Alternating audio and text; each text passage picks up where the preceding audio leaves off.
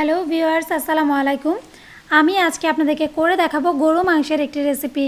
Viewers, গরু মাংসটা আমরা অনেকভাবেই করে থাকি, বাট আমি আজকে আপনাদেরকে খুব সাধারণ এবং শর্টকাটভাবে আলু দিয়ে কিভাবে গরু মাংসের ঝোল রান্না করা যায় এই রেসিপিটি করে দেখাবো। সেই সাথে আমার রেসিপিগুলো যদি আপনাদের ভালো লেগে থাকে তাহলে আমাকে সাবস্ক্রাইব করতে ভুলবেন না। তো চলুন গিয়ে দেখে নিই কী কী উপকরণ লাগছে আমাদের এই আলু দিয়ে গরু মাংসের ঝোল রান্না করতে।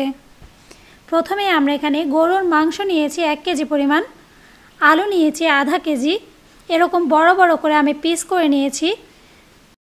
সয়াবিন তেল নিয়েছি এখানে আমি হাফ কাপ পরিমাণ, জিরা গুঁড়া নিয়েছি 1 টেবিল চামচ, ধনিয়া গুঁড়া নিয়েছি 1 টেবিল চামচ, আদা বাটা নিয়েছি 1.5 টেবিল চামচ, রসুন বাটা নিয়েছি 1.5 চা চামচ, হলুদ গুঁড়া নিয়েছি 1 টেবিল চামচ, মরিচ গুঁড়া নিয়েছি 1.5 টেবিল চামচ, মৌরি এটা নিয়েছি আমি 1 টেবিল চামচ, গরম মশলা নিয়েছি এখানে আমি তেজপাতা নিয়েছি 3টা, দারচিনি নিয়েছি 3 স্টিক আর এলাচি নিয়েছি 4টা, গরম মশলা নিয়েছি 1 টেবিল চামচ, গোটা কাঁচামরিচ নিয়েছি আমি 8টা, পেঁয়াজ কুচি করে নিয়েছি আমি এখানে 1 কাপ পরিমাণ, আর পেঁয়াজ বাটা নিয়েছি হাফ কাপ, আর লবণটা অবশ্যই আপনারা স্বাদ অনুসারে দেবেন। তো এই উপকরণগুলো দিয়ে তৈরি করে ফেলবো আমাদের এই রেসিপি আলু দিয়ে গরু মাংসের ঝোল। এখন প্রথমে আমরা আলু দিয়ে গরু মাংসের ঝোল রান্না করার মশলাটা তৈরি করে নেব।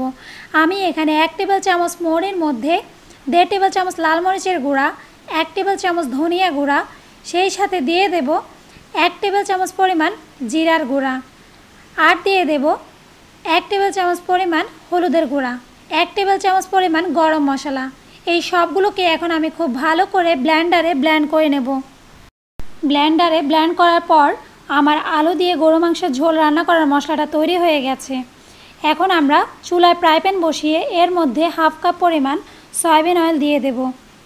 দিয়ে তেলটা যখন একটু ভালো করে গরম হয়ে যাবে তখন দিয়ে দেব 1 কাপ পরিমাণ পেঁয়াজ কুচি। দিয়ে এটাকে ভালো করে নেড়ে এর মধ্যে দিয়ে দেব গোটা গরম মশলা। এই সবগুলোকে এখন আমি খুব ভালো করে একটু গোল্ডেন ব্রাউন করে ভেজে নেব। আমার পেঁয়াজগুলো ভালো করে ভাজা হয়ে গেলে এর মধ্যে দিয়ে দেব হাফ কাপ পরিমাণ পেঁয়াজ বাটা। দিয়ে এটাকে আমি খুব ভালো করে একটু নেড়ে নেব। এরপর দিয়ে দেব আমরা যে মশলাটা আগে থেকে ব্লেন্ড করে রেখেছিলাম সেই মশলাটা। এবার এই সবগুলো জিনিসই আমি খুব ভালো করে একটু মিশিয়ে নেব। সেই সাথে দিয়ে দেব আদা বাটা এবং রসুন বাটা, আর দিয়ে দেব স্বাদ মতো লবণ।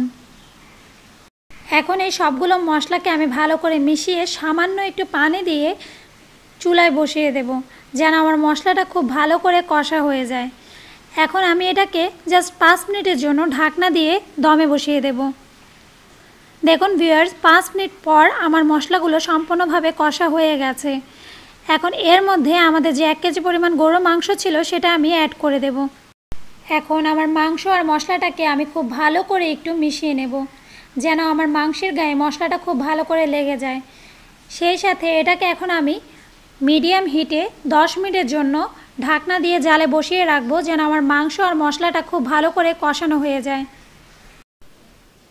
মাংসটা খুব ভালো করে কষানো হয়ে গেছে। এখন এতে আমি পর্যাপ্ত পরিমাণ পানি দিয়ে 40 মিনিটের জন্য মিডিয়াম আঁচে চুলায় বসিয়ে দেব। 40 মিনিট পর আমার মাংসটা খুব ভালো করে সেদ্ধ হয়ে গেছে। এখন এতে আধা কেজি পরিমাণে যে বড় বড় করে আলু কেটে রেখেছিলাম তা আমি দিয়ে দেব, এবং এই সবগুলোকে খুব ভালো করে আবার একটু আমি মিশিয়ে নেব। মেশানো হয়ে গেছে। এখন এতে আমি আবারও পর্যাপ্ত পরিমাণ পানি দিয়ে 20 মিনিটের জন্য, যেন আমার আলুটা খুব ভালো করে সেদ্ধ হয়ে যায়, মিডিয়াম আঁচে ঢাকনা দিয়ে বসিয়ে দেব। দেখুন 20 মিনিট পর আমার মাংস প্লাস আলু দুটোটাই ভালো করে সেদ্ধ হয়ে গেছে এবং এর উপরে তেল উঠে এসেছে। এখন এই অবস্থায় আসলে আমাদের যে গোটা 8টা কাঁচামরিচ ছিল সেই কাঁচামরিচটা আমরা দিয়ে দেব। দিয়ে এটাকে আমি আরও 5 মিনিটের জন্য ঢাকনা দিয়ে চুলায় বসিয়ে দেব, যেন আমার কাঁচামরিচের ঘ্রাণটা আমার মাংসের মধ্যে ভালোভাবে মিশে যায়। দেখুন 5 মিনিট পর তৈরি হয়ে গেছে আমার আলু দিয়ে গরু মাংসের ঝোল। এখন এটাকে আমরা বাটিতে নিয়ে সার্ভ করে দেখাবো। তো তৈরি হয়ে গেছে আমার আলু দিয়ে গরুর মাংসের ঝোল। ভিউয়ার্স, আপনারা অবশ্যই এটা বাসায় ট্রাই করবেন, কেননা এটা খুব সহজ, শর্টকাট এবং কম মশলায় মজাদার একটি রেসিপি। সেই সাথে ভিউয়ার্স, আমার এই রেসিপিগুলো যদি আপনাদের ভালো লেগে থাকে তাহলে আমাকে লাইক দেবেন এবং কমেন্ট করে জানাবেন আপনাদের কেমন লেগেছে। এবং আমার প্রতিটা রেসিপি সরাসরি দেখতে ফেসবুকে আমার গ্রুপ ফারজানাস রেসিপিতে গিয়ে মেম্বার হতে পারেন। তো আজকে এ পর্যন্তই, আগামীতে আবার দেখা হবে নতুন কোনো রেসিপির সাথে। সেই পর্যন্ত সবাই ভালো থাকবেন। আল্লাহ হাফেজ।